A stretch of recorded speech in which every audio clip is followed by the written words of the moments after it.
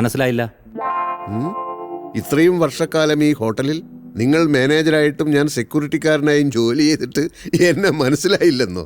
താൻ എന്റെ മുന്നിൽ വന്ന് ഇങ്ങനെ കസേര കയറി ഇരിക്കാറില്ലല്ലോ. കാലം മാറുകയല്ലേ. എഴുതാക്കടോ. ഇവിടെ സെക്യൂരിറ്റിക്കാരനായി തുടരാൻ ആഗ്രഹിക്കുന്ന ഒരാളിനോടാണെങ്കിൽ നിങ്ങൾക്ക് ഇങ്ങനെ ആജ്ഞാപിക്കാം. അങ്ങനെ അല്ലാത്ത പക്ഷം ഇങ്ങനെ സംസാരിച്ചാൽ ഭാവിയിലെ നല്ലൊരു കസ്റ്റമറിനെ ആയിരിക്കും നിങ്ങൾ നഷ്ടപ്പെടുത്തുന്നത്. താൻ എന്തൊക്കെയാണ് ഈ പുലമ്പുന്നത്?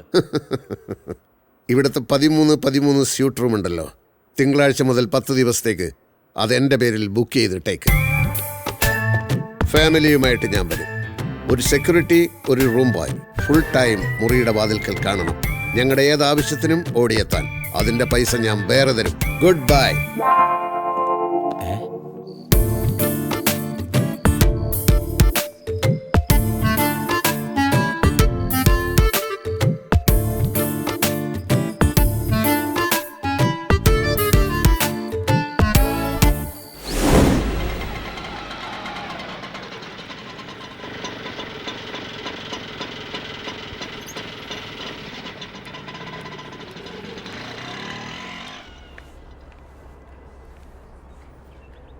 അശോകൻ സാർ എന്താണ് ഒരു ഇൻഫർമേഷൻ ഇല്ലാതെ?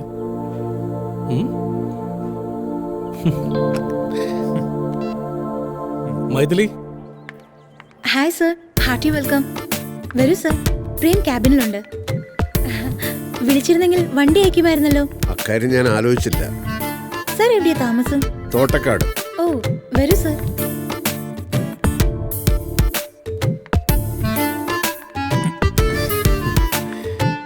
Good morning sir. ഇരിക്കൂ.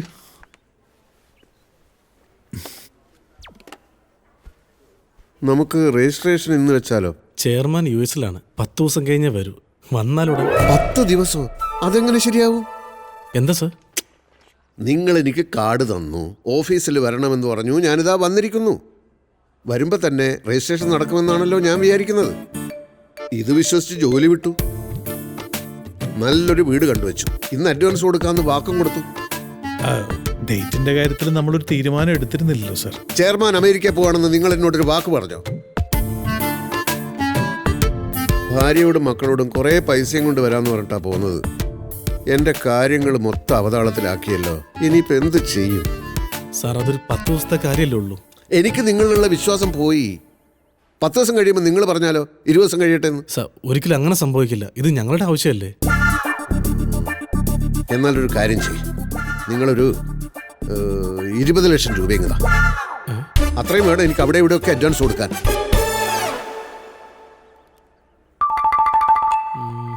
അത്രയും ഇപ്പം തരാൻ പ്രയാസമാണ് സാർ. എത്ര തരാൻ പറ്റും? മാക്സിമം ഒരു 2 lakhs ഒക്കെ അഡ്ജസ്റ്റ് ചെയ്യാൻ പറ്റിയേക്കും സാർ. അപ്പം അഡ്വാൻസ് കൊടുക്കാൻ പറ്റില്ല. എന്തായാലും അത് തരൂ, മറ്റാവശ്യങ്ങളൊക്കെ ഉണ്ടല്ലോ. വീടിന് അഡ്വാൻസ് കൊടുക്കാൻ പറ്റാത്ത സ്ഥിതിക്ക് ഞാനൊരു കാര്യം ചോദിക്കട്ടെ. നിങ്ങളുടെ കയ്യിൽ ഒരുപാട് വില്ലകളൊക്കെ ഉള്ളതല്ലേ? തൽക്കാലം അതിലൊരെണ്ണത്തിൽ ഞാനങ്ങ് താമസിക്കാം. അതൊക്കെ ബുദ്ധിമുട്ടാണ് സാർ. എന്താ നിങ്ങളുടെ കയ്യിൽ പണി കഴിഞ്ഞ വില്ലകളൊന്നും സ്റ്റോക്കില്ലേ? അതുകൊണ്ടല്ല, അത് മിസ്റ്റർ അശോകൻ, ഒരു കാര്യം നിങ്ങൾ മനസ്സിലാക്കണം. ഈ സ്ഥലത്തിന് മേൽ നിങ്ങൾക്ക് അവകാശം ഉണ്ടെന്ന് ഞങ്ങൾ പറഞ്ഞിട്ടാണ് നിങ്ങൾ അറിയുന്നത്. അത് കമ്പനിയുടെ സത്യസന്ധത. നിങ്ങൾ ഇത് അറിയിച്ചില്ല എന്ന് വെച്ചു. ഒരു ഈച്ച പോലും അറിയാതെ കമ്പനിക്ക് ഈ സ്ഥലം പൊസസ് ചെയ്യാമായിരുന്നു. ഉടമസ്ഥൻ സൈൻ ചെയ്ത സെയിൽ അഗ്രിമെന്റിന്റെ കോപ്പി ഞങ്ങളുടെ കയ്യിലുള്ളപ്പോൾ ഒരു കാലത്ത് ഒരു പ്രശ്നം ഉണ്ടാകാനില്ല. നിങ്ങൾ ഈ സെയിൽ അഗ്രിമെന്റ് എന്ന് പറയുന്നുണ്ടല്ലോ, അങ്ങനെ ഒരു സാധനം യഥാർത്ഥത്തിലുണ്ടോ? അതൊന്നും സാർ അങ്ങനെ പറഞ്ഞത് അല്ല, ഞാനിതുവരെ കണ്ടിട്ടില്ല. Maithili, get me the dogs. Sir, ഇതാണ് ഇന്ദിര മാഡം സൈൻ ചെയ്ത വിൽപ്പന കരാർ. ഓ, 2 കോടി കൊടുത്തു എന്നുള്ളതിന്റെ ഏക തെളിവല്ലേ ഇത്? അതെ.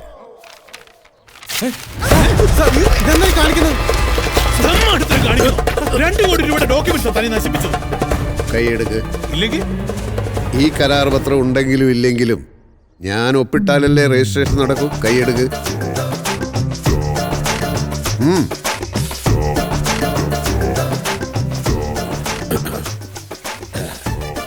ഇത് കീറിക്കളഞ്ഞത് എന്തിനാണെന്ന് ഇനി പറയാം.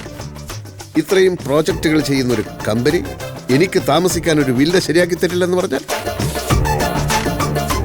അതൊക്കെ എത്ര പെട്ടെന്ന് നടക്കുന്നോ അതനുസരിച്ചായിരിക്കും തുടർന്നുള്ള എൻ്റെ സഹകരണം.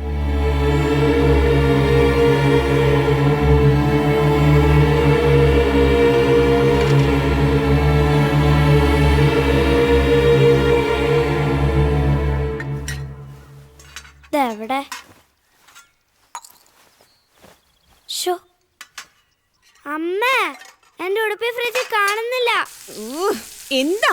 എന്റെ ഉടുപ്പ് ഫ്രിഡ്ജിൽ ഇല്ലെന്ന്. ഉടുപ്പ് ഫ്രിഡ്ജിലോ?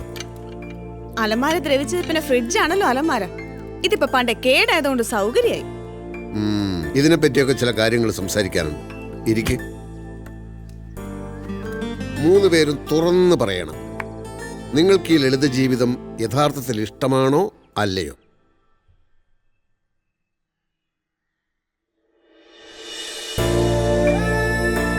ചെറുപ്പം തൊട്ട് പ്രത്യയശാസ്ത്രപരമായും മനുഷ്യത്വപരമായും മാത്രം ചിന്തിച്ചിരുന്നതുകൊണ്ട് എനിക്ക് ഈ സമ്പത്ത്, ആർഭാടം ഇതിനോടൊന്നും ഒട്ടും താല്പര്യം ഉണ്ടായിരുന്നില്ല. അതുകൊണ്ടാണല്ലോ ഞാൻ നിങ്ങളെയും ലളിത ജീവിതത്തിന് നിർബന്ധിച്ചത്. പക്ഷേ ഇപ്പൊ എനിക്ക് തോന്നുന്നു ഞാൻ നിങ്ങളുടെ ഇഷ്ടങ്ങൾ അന്വേഷിക്കാഞ്ഞത് തെറ്റായിപ്പോയി എന്ന്. ഞാൻ ഒരിക്കൽ കൂടി ചോദിക്കുകയാണ്, ഈ ലളിത ജീവിതം നിങ്ങൾക്ക് ഇഷ്ടമാണോ അല്ലയോ? ലളിത ജീവിതം എന്ന് പറഞ്ഞാലേ കീറിയ ഉടുപ്പ്, പൊട്ടിയ കണ്ണാടി, തേഞ്ഞ ബ്രഷ്, കാലുപോയ കസേര.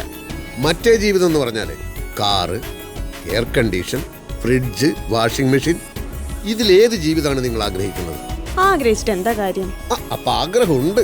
പിന്നല്ലാതെ ഇതൊക്കെ ആഗ്രഹിക്കാത്ത ആരെങ്കിലും ഉണ്ടോ അശോകേട്ടനല്ലാതെ? അച്ഛാ, എന്റെ ക്ലാസ്സിൽ എനിക്ക് മാത്രമേ സ്വർണ്ണ കമ്മലില്ലാതെ ഉള്ളൂ. ഒരു TV പോലും ഇല്ലാത്തോണ്ട് അച്ഛാ ഞാൻ എന്റെ ഫ്രണ്ട്സിനെ ഇങ്ങോട്ട് വിളിക്കാത്തത്. ഇക്കാര്യത്തെ കുറിച്ചൊക്കെ നിങ്ങളോട് ചോദിക്കാതിരുന്നതിൽ എനിക്കിപ്പോ വലിയ കുറ്റബോധം തോന്നുകയാണ്. ഏതായാലും നിങ്ങൾക്ക് വേണ്ടി ഞാൻ എൻ്റെ ലളിത ജീവിത തത്വശാസ്ത്രം ഉപേക്ഷിക്കുന്നു. വേദനയോടെയെങ്കിലും ഇന്നു മുതൽ ഞാൻ പണക്കാരനാവുകയാണ്. നമ്മൾ ഈ വീട് ഉപേക്ഷിക്കുന്നു. ഇനിയുള്ള നമ്മുടെ ജീവിതം വലിയൊരു ബംഗ്ലാവിലായിരിക്കും.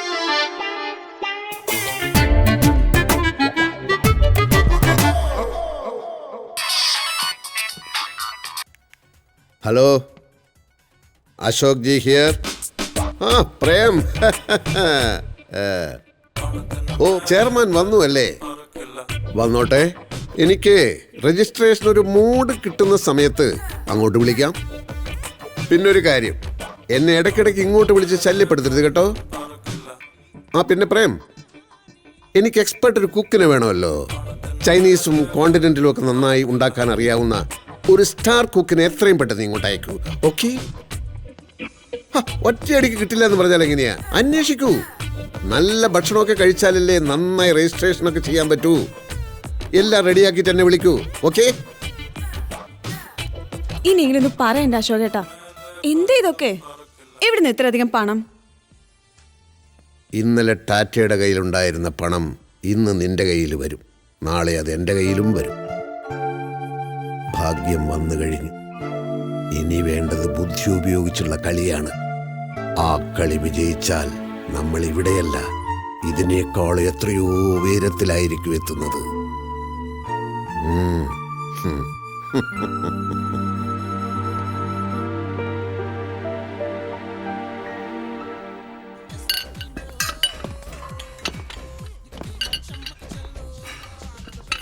ധൈര്യം.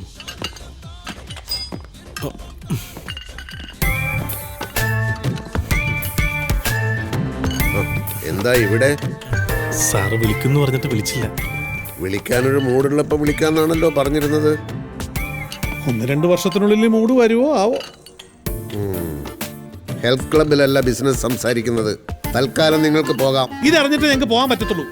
ദിവസം എത്രയേ? ഇതെന്താ കുട്ടിക്കളിയാ? സാർ, ഞങ്ങൾ ആകെ പെട്ടിരിക്കുകയാണ്. ചെയർമാനും ഡയറക്ടർ ബോർഡും ഞങ്ങളെ നിലത്ത് നിർത്തുന്നില്ല. ഞാനേ ജ്യോത്സ്യത്തിൽ വിശ്വസിക്കുന്നയാളാ. ഈ മാസം വസ്തു സംബന്ധമായ ഒരു ഇടപാടും പാടില്ലെന്ന ജ്യോത്സ്യന്റെ നിർദ്ദേശം. കമ്പനിയുടെ വില്ലേ താമസിച്ച് കമ്പനിയുടെ പൈസയും കൈപ്പറ്റി കമ്പനിയെ പറ്റിച്ചോണ്ടിരിക്കുന്ന കാര്യം ജോത്സ്യരോട് പറഞ്ഞോ? മര്യാദക്ക് സംസാരിച്ചില്ലെങ്കിൽ താൻ വക്കീലാണോ കിക്കീലാണോ എന്ന് ഞാൻ നോക്കില്ല. എന്താ